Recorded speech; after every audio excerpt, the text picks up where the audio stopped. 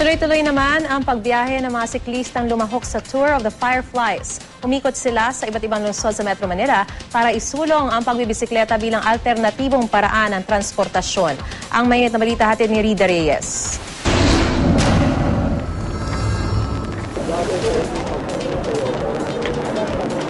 Aabot sa 12,000 siklista ang sabay-sabay na nagbisikleta sa ika-14 na taon ng Tour of the Fireflies kanina.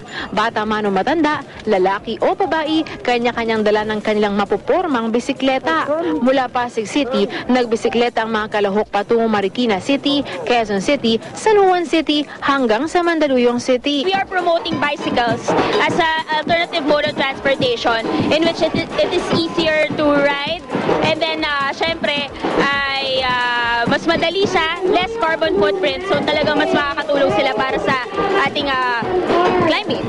Bukod daw sa tipid sa gasolina, malaki rin daw maitutulong ng pagbibisikleta para maibsan ang lumalalang epekto ng climate change. It's freedom, you don't need gasoline, you don't need any benzene, you don't need LPG, it's just you and the bike, and it's environmental friendly.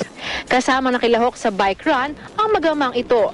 Ilang taon na rin daw silang nagsasanay sa pagbibisikleta. Bukod sa panahon rin nila ito para magbanding, maganda rin daw ang magagawa nito sa kanilang kalusugan. Masyado ng polluted ng Metro Manila. And maybe we can drum up some awareness and consciousness so that people will be, get into cycling as not only as a means of transport but also as exercise and fun. Diba? Sa amin kasi sa family namin, it's a lifestyle. Rida Reyes, GMA News.